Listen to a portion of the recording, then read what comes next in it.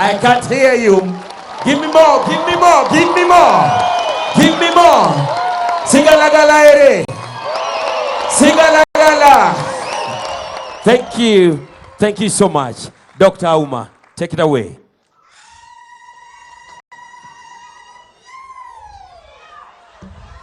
Erokamano Uru, Erokamano.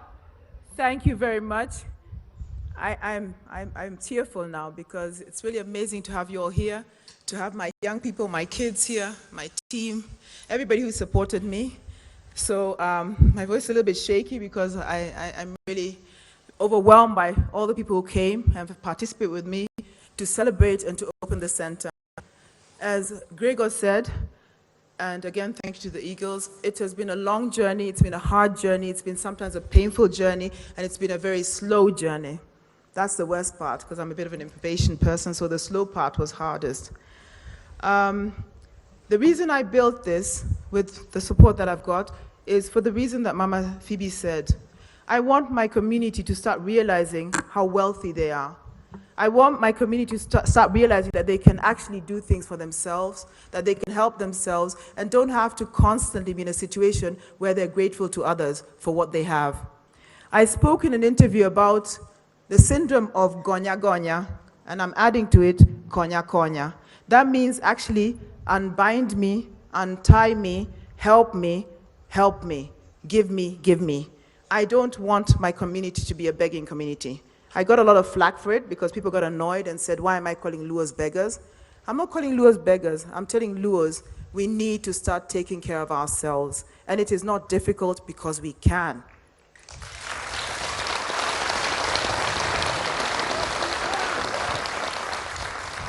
There's a lot of wealth here. The wealth has been shown in the film, so that cuts my speech down to half, which is good because I don't want to be too long. So you see what it is. The people can use that. There's also the human resource, the young people. People worry about having so many young people on the African continent, jobless, idle. I don't worry about having young people on the African continent. I say they're an opportunity, not a problem. They're not a challenge. We adults are the problem. We are the challenge because we don't create the jobs. We don't create the spaces for these young people to use their potential and actually be able to live a life that's dignified without having to be dependent on others. In other words, being poor.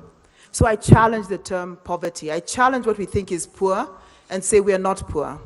And then I go a step further and I say poverty is no excuse. Even if you feel you are poor, you can still do something. There's so many opportunities. This is one of them. And there's a diverse number of opportunities that have been created here to show you that you can do something with your life. In particular, your rural young people, because they keep leaving. One of the reasons I built this center was because I asked the young people, what would make you stay? Why do you all run away? Why do you all leave? And they mentioned all the things they didn't have and they thought they would get in the city. I then explained to them, you won't get it because in the city, if you don't have the money, if you're not equipped, you end up in a slum. And in the slum, you get nothing. But what I will do with you, if you work with me, we'll try to create those spaces here. And that's what we've done with the Sauti Kuu Centre. We've created the spaces. So we want to give the young people options through this center. We want to give them alternatives so that they have things that they can do. We want to give them a perspective so that they can improve their lives and know that they've done it for themselves. Because what we tell them is, you are your future. You are responsible for what becomes of your life, nobody else. And that's why we start from the age of 4 years old, because even a small child knows what's right and wrong. And the minute you know what's right and wrong, you also know what your responsibility is. So you're not a victim.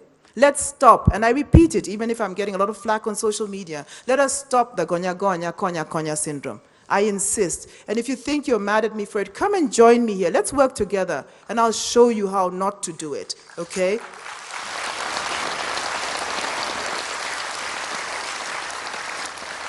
So I ask you, I challenge you to participate with me, to find solutions for our communities, and not just here, but all over the country. Find realistic solutions, and also to realize how we can develop our community as a community, because we can only do that if we work together.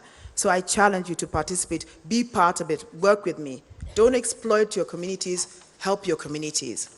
So my pledge to you and my offer is, and I also give you an information, this is a pilot.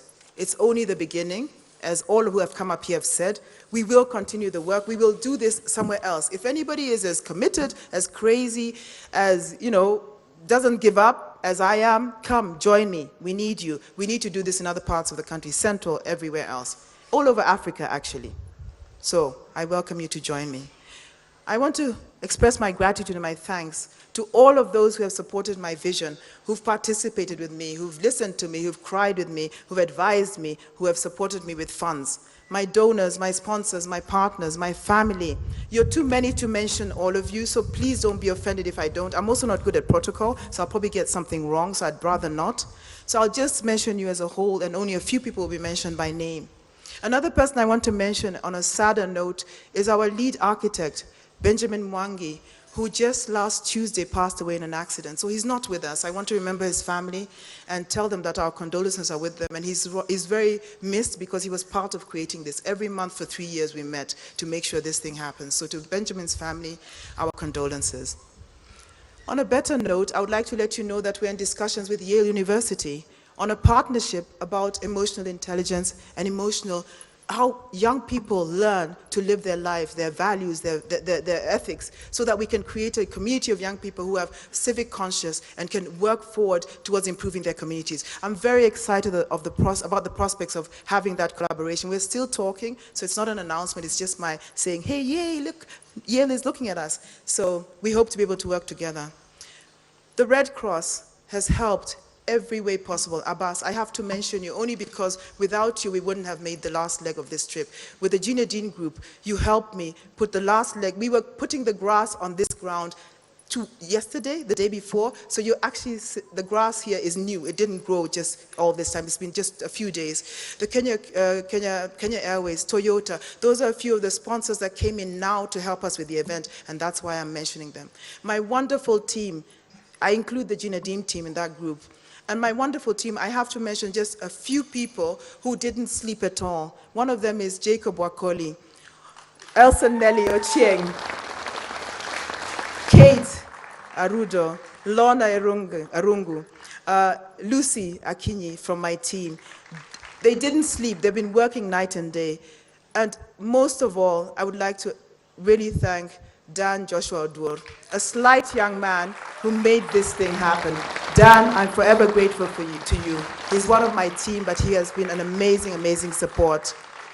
And last but not least, I would like to thank both governors of my own county, Governor Asanja, and I would like to thank Governor Anyang' Nyong'o for being part of this with me, for assisting me, for coming in and helping me at the end to make this place look the way it is, so that I could actually receive my guests. Thank you very much to you. Yeah.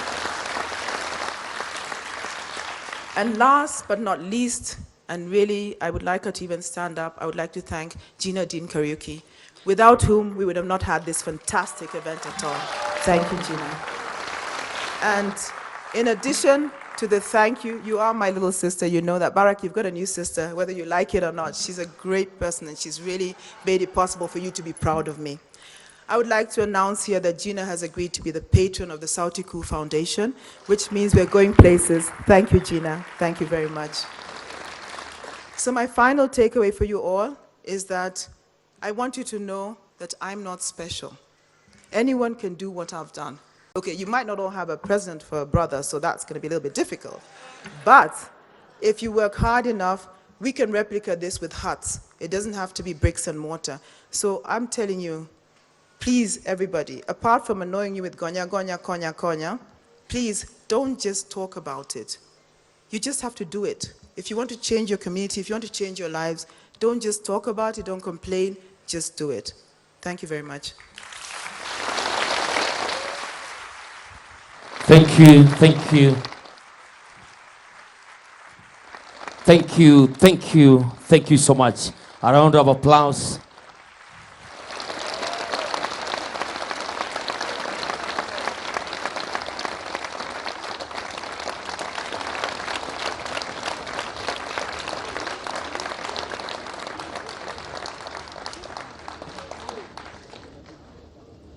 Ladies and gentlemen, it is my pleasure now to welcome our chief guest and guest of honor, President Barack Obama.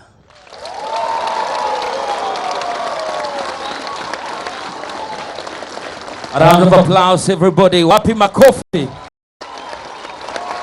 Give me more, give me more, give me more. Thank you.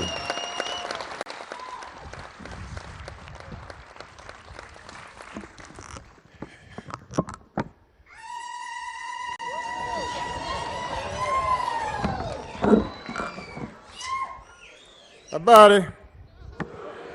Erokomano. It's good to be back. Thank you so much, all of you, for this extraordinary welcome. And I am grateful for your hospitality. I am grateful for your friendship. It is a joy to be back with so many people who are family to me, and so many people who claim to be family to me.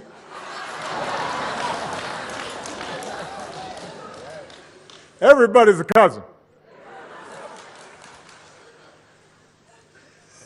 You know, I'm going to just stray from my prepared remarks for a moment to describe for you the first time I came here. I was 27 years old. I had worked as a community organizer for 4 years. I had gotten to know Auma and fell in love with her, but we hadn't grown up together. And I was determined to better understand the life of my father and the life of his people. So I flew to Nairobi, and Auma had a nice little flat, and we talked all day and all night, and I would wander through the city, and then finally it was time to come to Home Square. That's what we used to call it. And so we took a train, and the train went overnight. And the train went very slowly. This was not a bullet train. And when we finally got to Kisumu, we took a bus. And this was not a fast bus. And there were some chickens in my lap, and some sweet potatoes digging into my side. And then we got somewhere around here, and we had to get on a matatu. And it was more crowded than the bus. And then it dropped us off, and we walked up a dirt path, and then we walked some more, and we walked some more, and finally we came to Mama Sarah's house, although it wasn't quite as fancy as it is now. And I was hungry, but I had to catch a chicken to eat. So we scurried around the yard until we finally caught a chicken, and fortunately, Mama Sarah was better with a knife than I was, because I think I got a little squeamish. And we ate, and then before bed, there was a cistern where we had to bathe with a little ladle, and we were scooched underneath the water. And I looked up at the stars, and I visited my father's grave, and it gave me a sense of satisfaction that no five-star hotel could ever provide, because it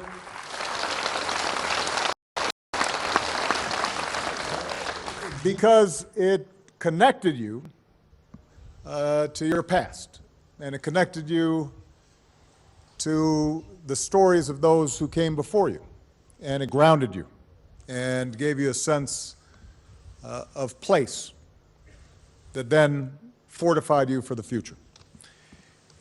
And when I think about what Auma has now accomplished in building this center, what I think about is that first night in the yard and that first night going to sleep without running water or indoor plumbing. And the fact that because she knew where she came from, because she understood her story, and how it connected to the past and how it connected to the other young people in this community who maybe hadn't had as much opportunity as we had or had been quite as lucky. It was out of that spirit that the wonderful facility that we see today has been built. So I tell you that story because I could not be prouder of what my sister has accomplished. And I think it makes all of us who are Obamas or claim to be Obamas extraordinarily proud. Now, 3 years ago, I visited Kenya as the first sitting American president to come from Kenya.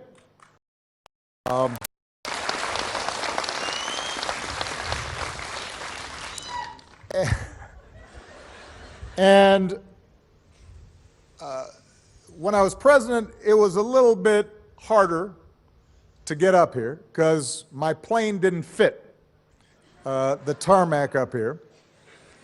And while 3 years ago my sister Auma introduced me before I gave a speech, today I'm really coming as a brother, as a citizen of the world, as someone with a connection to Africa, to talk about the importance of what she's doing, but also to create a larger context for what's possible. You know, as I was preparing for my remarks today, I thought about in that first visit in Auma's apartment in Nairobi, she had a poster. I don't know if you remember this. It was of a beautiful African woman. She looked a little bit like Auma, and her face was tilted upward, and over the poster it said, "I have a dream." You remember that? So I asked Auma at that time, what was her dream? And she laughed and she said, "Oh, Barack, my biggest problem, Barack, I have too many dreams." But today her dreams have come true, and today we open Sauti Kuu's Foundation Sports, Resource and Vocational Training Center. I had a chance to look around, and it is a remarkable space. It's a community space, a library, a computer lab, a vocational center, a football pitch, and I'm very happy to see there's also a basketball court. So thank you, Masai. Thank you, Giants of Africa. I want to thank, obviously, all the people who made this possible, the incredible generosity that has been shown. But as I looked around, I saw something that was less concrete. It wasn't bricks and mortar. I saw possibility. The hope that we can become something bigger than we are. The thought about all the young people in the years to come who will learn here and grow here and dream bigger than they do. You know, Kenya has made extraordinary strides in recent decades. The barriers to progress that a young Kenyan faces today aren't as rigid as the ones that might have faced previous generations. A young Kenyan doesn't have to do what my grandfather did and serve a foreign master. A young Kenyan doesn't have to do what my father did and leave home in order to get an education. So there's been real progress in this amazing country, and it should inspire today's young Kenyans to demand even more progress. The good news is Kenya has a new constitution. It has a new spirit of investment and entrepreneurship. Despite some of the tumultuous times that seem to attend every election, we now have a president and a major opposition leader who have pledged to build bridges and have made specific commitments to work together. So what we see here in Kenya is all part of an emergent, more confident, and more self-reliant Africa. But we know that real progress depends on addressing the challenges that remain. It means rooting out the corruption that weakens civic life. It means no longer seeing different ethnicities as enemies or rivals, but rather as allies, and seeing the diversity of tribes not as a weakness, but as a strength. It means making sure that economic growth reaches everyone and not just a few at the top, that it's broadly shared across regions. It means guaranteeing educational opportunity to everybody, not just our boys, but also our girls, because the nation that gives our daughters the same opportunities as our sons is more likely to succeed.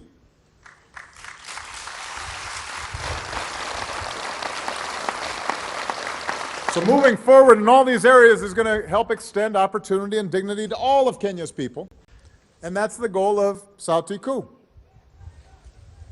It begins with our young people in places like this. All of us providing the educational and economic and cultural opportunities that can empower some of the remarkable young people that you saw here today with the skills and the self-reliance to first change their own lives and then change their communities.